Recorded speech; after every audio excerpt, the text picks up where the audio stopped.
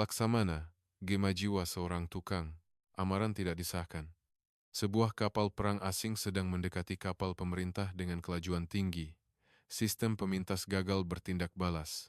Kenapa? Gema jiritan putus asa anak-anak kapal bergema di dalam KD Laksamana, kapal frigat pengawal generasi terbaru kebanggaan Malaysia.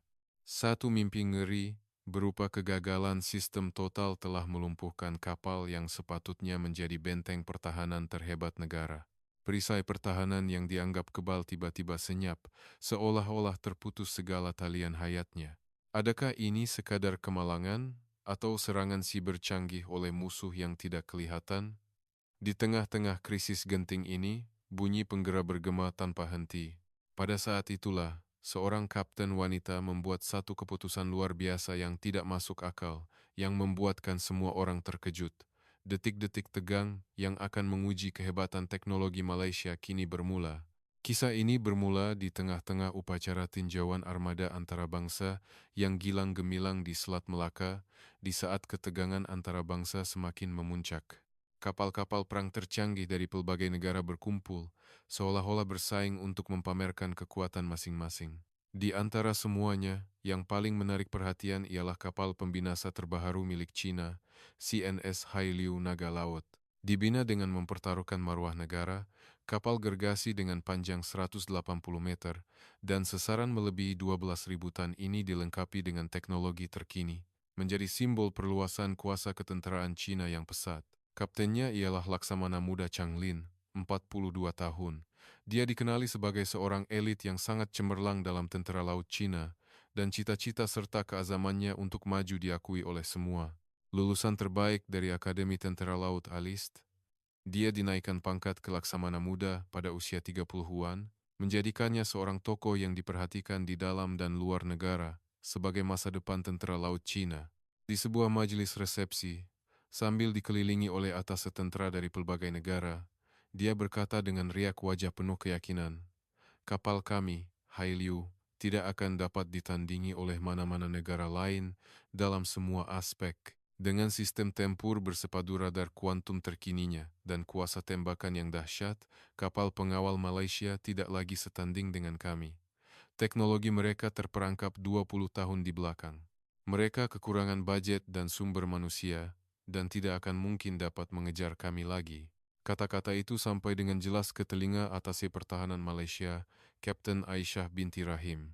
Aisyah membara dalam diam mendengar kata-kata angkuh Chang Lin, tetapi dia tidak menunjukkan sebarang emosi pada wajahnya. Sambil memegang gelas, dia merenung keluar jendela, melihat kapal pengawal Malaysia berlabuh. Dialah orang yang telah dinamakan sebagai Kapten KD Laksamana yang baharu, kapal yang sama yang diperlekehkan oleh Chang Lin sebagai ketinggalan zaman. Kenyataan Chang Lin turut memberi impak besar kepada atase tentera negara lain. Seorang atase Eropa berbisik, "Memang benar, kapal pengawal Malaysia mungkin lebih perlahan pembinaannya berbanding China. Teknologinya mungkin unggul, tetapi apalah gunanya jika mereka ditewaskan dari segi jumlah." Seorang lagi atase dari Asia menyampuk, "Malaysia bukan lagi kuasa besar tentera. Ekonomi mereka tidak begitu pesat, dan populasi mereka tidak sebesar negara lain. Zaman kegemilangan mereka mungkin benar-benar sudah berakhir." Aisyah mendengar semua bisikan itu. Di dalam hatinya, di samping kemarahan, terbit rasa sedih yang mendalam. Aisyah, 45 tahun, pernah menjadi seorang jurutera cemerlang yang terlibat dalam reka bentuk kapal perang sebelum beralih ke barisan hadapan sebagai komander. Dia memiliki latar belakang yang unik dan menyanjung tinggi kehebatan teknologi Malaysia serta semangat para tukang yang menyokongnya. Dia merasakan kata-kata Chang Lin adalah satu penghinaan terhadap dirinya dan warisan pertukangan Malaysia. Namun dia sadar hakikatnya, di hadapan kebanjiran material Cina dan pelaburan teknologi mereka yang agresif, gaya pembangunan Malaysia yang teliti dan jujur mungkin kelihatan lapuk. Malah, tidak sedikit pakar tentera antarabangsa yang berpendapat kapal pengawal Malaysia bukan lagi tandingan Cina. Seorang penganalisis tentera barat pernah berkata, "Malaysia mungkin unggul dari segi teknikal, tetapi mereka kalah teruk dari segi kepantasan." China membina 30 kapal pembinasa dalam 10 tahun, manakala Malaysia hanya mampu membina beberapa buah sahaja. Jurang ini tidak mungkin dapat diatasi. Aisyah menahan rasa kecewanya dan beredar dari situ dengan senyap. Di dalam hatinya, selain kemarahan terhadap Changlin, tersemat kekecewaan yang mendalam karena kehebatan teknologi Malaysia tidak dinilai dengan adil. Sekembalinya ke tanah air, Aisyah secara rasmi dilantik sebagai Kapten KD Laksamana. Majelis pelantikan diadakan secara sederhana di jeti Pangkalan Tentera Laut Lumut. Para pegawai kanan dari Kementerian Pertahanan turut hadir, tetapi riak wajah mereka tidak begitu ceria. Seorang pegawai kanan berbisik kepada Aisyah, "Kapten Aisyah, sejujurnya, kami sendiri tidak begitu yakin sepenuhnya dengan prestasi Laksamana. Berbanding dengan Hailiu milik China, ia ketinggalan dalam semua aspek. Tetapi kami mahu Kapten tunjukkan kepada dunia akan kehebatan teknologi Malaysia. Itulah harapan terakhir kami." Kata-kata itu menjadi tekanan yang berat bagi Aisyah. KD Laksamana yang berlabuh di Lumut, dengan panjang 150 meter dan sesaran 6 filein 800 tan, pada pandangan pertama tidak jauh berbeza daripada kapal pengawal lain. Namun, di dalamnya terkandung intipati teknologi Malaysia. Terutamanya, pembinaan badan kapalnya dikabarkan melibatkan seorang tukang legenda. Namun, fakta ini dirahasiakan sebagai sulit dan hanya diketahui oleh segelintir orang. Di dalam bilik kapten, Aisyah meneliti semula plan reka bentuk Laksamana. Terdapat catatan yang ditulisnya sendiri semasa menjadi jurutera. Rangka badan kapal dioptimumkan untuk penyebaran daya menggunakan teknik kimpalan termaju. Dia tahu kapal ini bukan sekadar seketul besi. Ia menempatkan semangat ramai orang dan roh pertukangan Malaysia.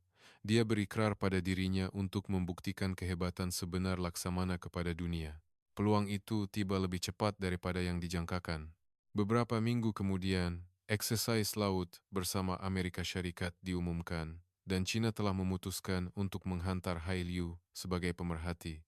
Apabila menerima berita itu, Aisyah merenung lama keluar jendela biliknya. Kata-kata Angku Changlin berulang kali terngiang-ngiang di fikirannya.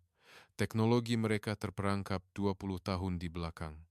Dia bertekad untuk menyangkal kata-kata itu dengan tangannya sendiri. Aisyah melihat ini sebagai peluang keemasan untuk menunjukkan kekuatan teknologi Malaysia kepada dunia. Namun, seolah-olah untuk menguji keazamannya, takdir telah menyediakan satu cabaran yang getir. Beberapa hari sebelum eksersis bermula, KD Laksamana dilanda masalah yang tidak diketahui puncanya. Sistem radar buatan tempatan terbaru, FCS 3A, yang merupakan jantung kapal itu, mengalami kerusakan serius. Julat pengesanannya menjadi sangat terhad, dan ia tidak dapat mengesan sasaran dengan tepat. Radar yang sepatutnya mampu mengesan sasaran sejauh 300 km kini hanya mampu berfungsi sehingga 50 km. Dalam keadaan ini, bukan sahaja untuk eksersis, malah dalam pertempuran sebenar, ia akan lumpuh sepenuhnya. Anak-anak kapal bekerja siang dan malam untuk mencari puncanya. Tetapi masalah itu tidak dapat diselesaikan.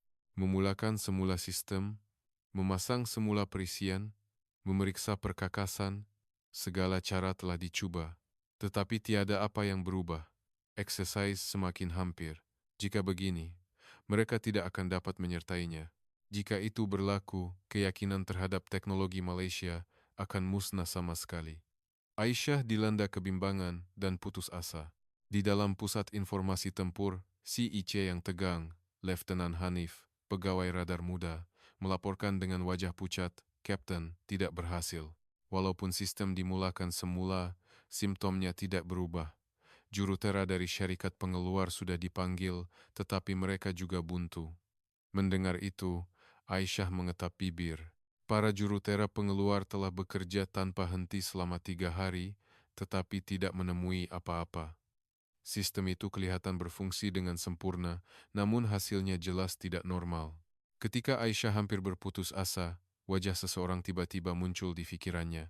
Mentor lamanya, seorang tukang legenda dalam industri pembinaan kapal yang digelar tangan emas, Pak Hasan, 78 tahun. Dia terlibat secara rahasia dalam pembinaan badan kapal Laksamana.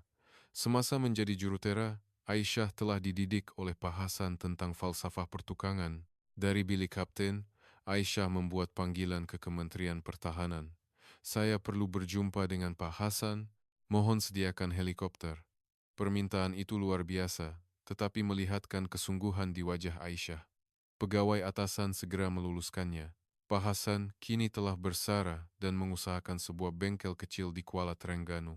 Dengan harapan terakhir, Aisyah terbang ke Terengganu menaiki helikopter. Bertemu semula setelah sekian lama, Pak Hasan tidak bertanya banyak dan terus mempelawa Aisyah masuk ke bengkelnya. Bengkel itu dipenuhi dengan bau minyak dan besi. Di dindingnya, peralatan lama tersusun rapi, dan lantai dipenuhi dengan sisa-sisa logam.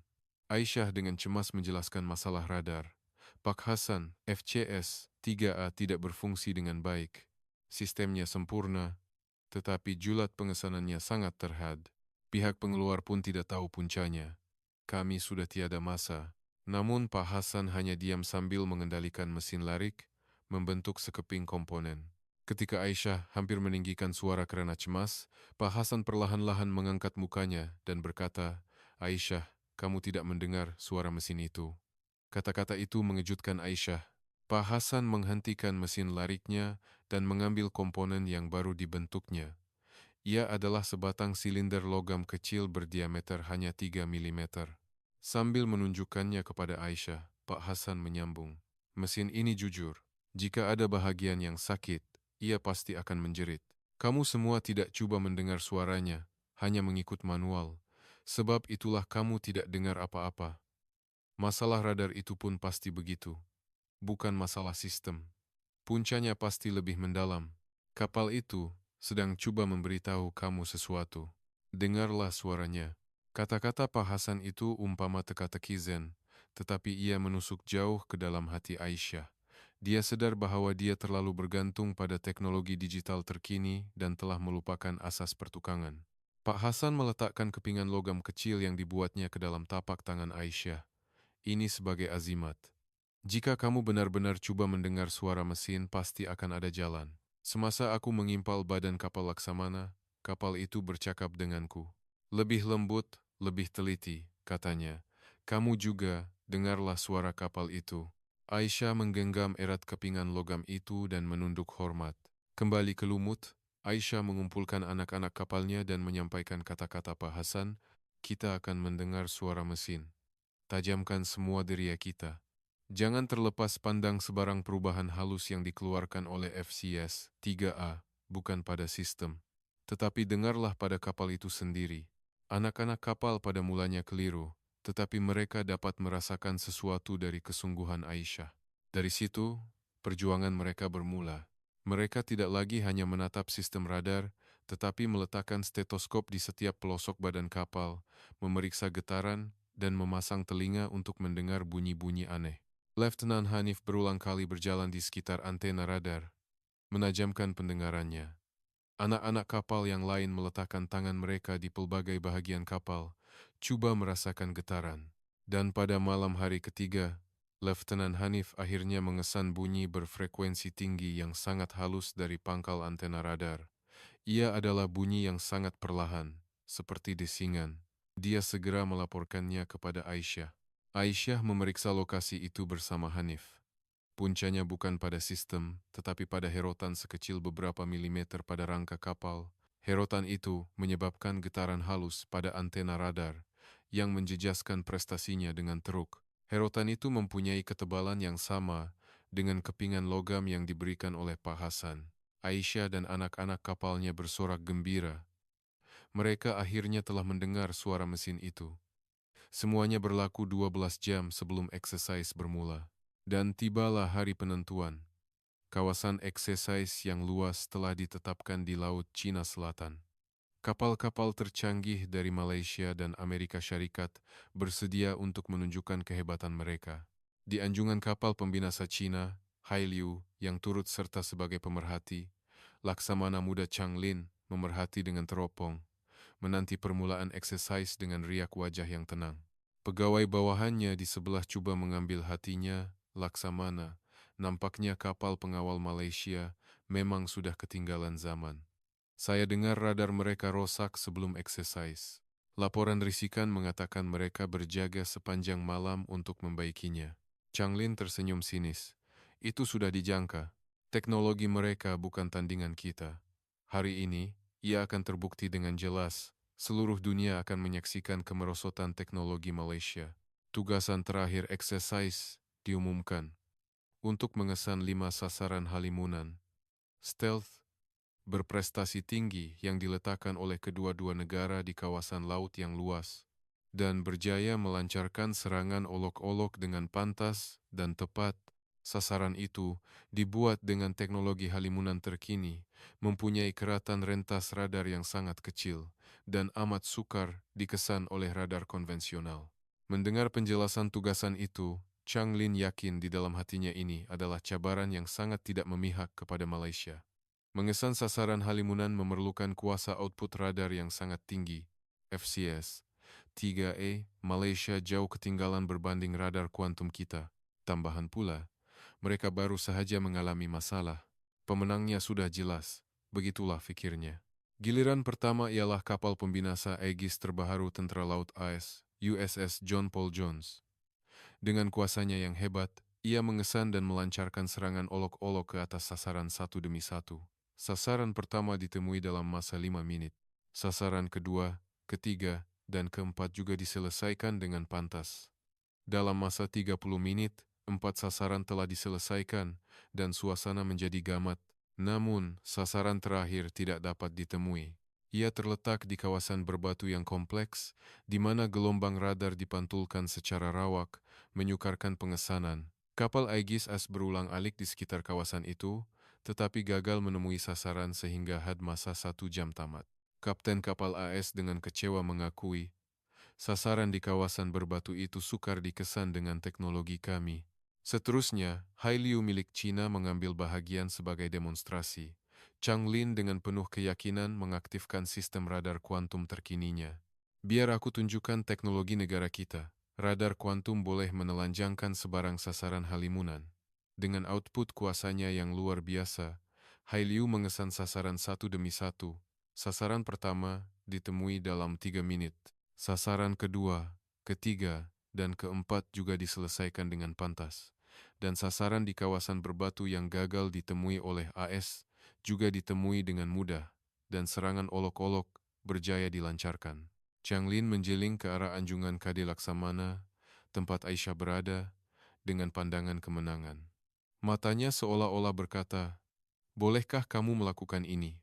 Masa yang diambil untuk menyelesaikan semua sasaran ialah 45 menit, satu keputusan luar biasa yang jauh mengatasi rekod AS. Akhirnya, tiba giliran KD Laksamana, suasana di CIC menjadi tegang. Aisyah dengan tenang memberi arahan, aktifkan FCS 3A, tapi tetapkan output kuasa pada tahap minimum. Arahan itu membuatkan anak-anak kapal tergamam. Menurunkan kuasa radar adalah sesuatu yang tidak masuk akal. Letnan Hanif bertanya, "Kapten, tapi dengan itu julat pengesanan kita hanya 50 km. Tidak mengapa," jawab Aisyah tegas. "Kita tidak mencari dengan kekuatan. Kita mendengar suara. Ingat pesanan Pak Hasan, dengar suara mesin."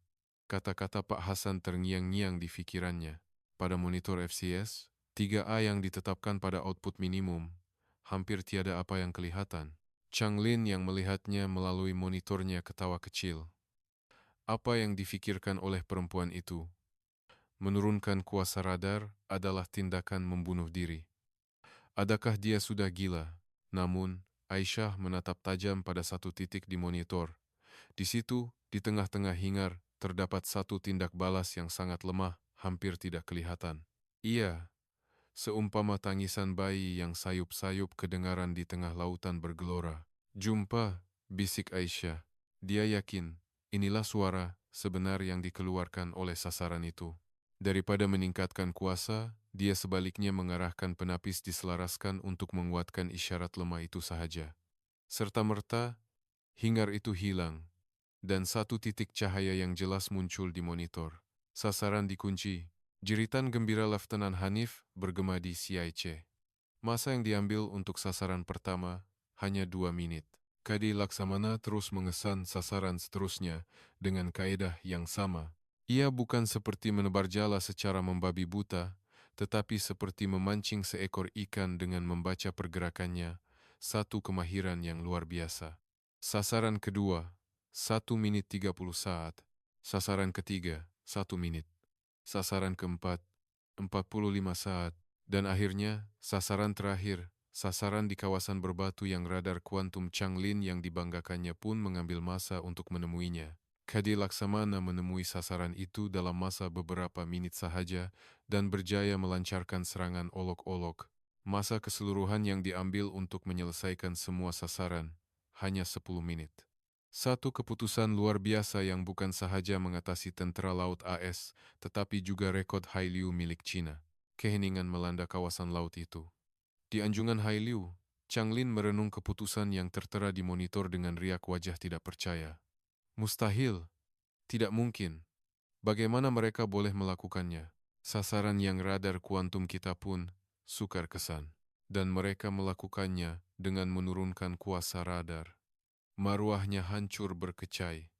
Pegawai bawahannya juga kehilangan kata-kata, berdiri kaku dengan wajah pucat. Changlin mengambil teropongnya dan merenung tajam ke arah Kade Laksamana. Badan kapal itu berkilauan keemasan disinari mentari senja. Itulah rupa kapal pengawal Malaysia yang diperlekehkannya sebagai ketinggalan zaman. Mesyuarat pasca eksersis diselubungi suasana yang luar biasa. Pegawai tentera dari pelbagai negara menanti pembentangan Aisyah dengan penuh debaran. Aisyah dengan tenang berdiri di podium, menunduk hormat, dan mula berbicara, apa yang kami buktikan dalam eksersis kali ini bukanlah prestasi senjata, tetapi kebijaksanaan manusia yang mengendalikannya dan semangat yang terkandung di dalam hasil pertukangan. Dia menjelaskan dengan teliti sebab mengapa dia sengaja menurunkan kuasa radar. Gelombang radio yang kuat memang boleh sampai jauh, tetapi ia sama seperti menjerit dengan kuat. Ia mungkin boleh menakutkan pihak lawan, tetapi ia tidak dapat mendengar suara hati mereka. Kami mahu mendengar suara pihak lawan, bukti kewujudan yang lemah tetapi pasti, yang dipancarkan oleh sasaran halimunan. Ini hanya boleh dicapai bukan dengan kekuatan, tetapi dengan kehalusan dan sikap untuk coba memahami pihak lawan. Dia memaparkan sekeping gambar di skrin. Ia adalah gambar Pak Hasan di bengkel kecilnya di Terengganu, sedang bekerja di mesin lariknya. Adakah Anda kenal orang ini? Beliau adalah seorang tukang yang digelar Tuhan dalam industri pembinaan kapal Malaysia. Dan beliau adalah salah seorang yang membina badan kapal Laksamana dengan tangannya sendiri. Beliau mengajar saya, dengarlah suara mesin. Apa yang kami capai bukanlah kemenangan teknologi terkini. Ia adalah hasil daripada kami mendengar suara semangat yang disemai oleh beliau dan para tukang Malaysia yang tidak didendang namanya ke dalam badan kapal ini. Pertukangan Malaysia bukan sekadar teknologi. Ia adalah satu falsafah, satu jiwa, dan satu tanggung jawab terhadap masa depan. Dewan menjadi sunyi sepi. Aisyah menyambung, apa yang kami percayai bukanlah kuasa yang melampau, tetapi semangat yang terperinci dan kebijaksanaan manusia untuk menyerlahkannya. Itulah semangat pertukangan Malaysia, dan kami percaya itulah kekuatan sebenar yang perlu kami lindungi. Setelah dia selesai, Dewan bergema dengan tepukan gemuruh. Kapten kapal AS berjalan ke arah Aisyah dan berjabat tangan dengannya dengan erat. Hebat. Hari ini saya belajar apa itu teknologi sebenar. Kapal Anda bukan sekadar senjata. Ia adalah sebuah karya seni. Atas tentera dari negara lain juga silih berganti menghampiri Aisyah untuk mengucapkan tahniah. Dan Changlin hanya berdiri kaku di situ. Setitis air mata mengalir di pipinya. Ia bukan air mata kehinaan. Ia adalah air mata kekaguman, air mata penyesalan atas keangkuhannya, dan penghormatan tulus terhadap kedalaman teknologi Malaysia. Dia perlahan-lahan berjalan ke arah Aisyah dan menundukkan kepalanya dalam-dalam. Kapten Aisyah, tidak Puan Aisyah, saya silap. Kami terlalu mengejar angka dan spesifikasi yang boleh dilihat, sehingga kami lupa akan jiwa sebenar yang perlu ada pada teknologi. Teknologi Anda bukan sekadar senjata, ia adalah warisan agung untuk melindungi masa depan. Saya tewas, hari ini saya benar-benar belajar apa itu teknologi sebenar. Kata-kata itu diucapkan dari lubuk hatinya. Peristiwa ini memberi kejutan besar kepada pegawai tentera di seluruh dunia. Mereka sadar semula bahwa kehebatan teknologi Malaysia bukan sekadar peniruan, tetapi mempunyai falsafah dan jiwa tersendiri yang menggerunkan. Selepas eksersis itu, beberapa negara memohon kerjasama teknologi daripada KD Laksamana. Namun, Aisyah menelitinya dengan cermat dan memutuskan untuk bekerja sama hanya dengan negara yang benar-benar berhasrat menggunakan teknologi untuk keamanan. Ia adalah detik di mana serangan balas senyap Malaysia telah mengubah secara besar-besaran keseimbangan ketenteraan dunia. Kisah ini bukan sekadar tentang kejayaan sebuah kapal pengawal.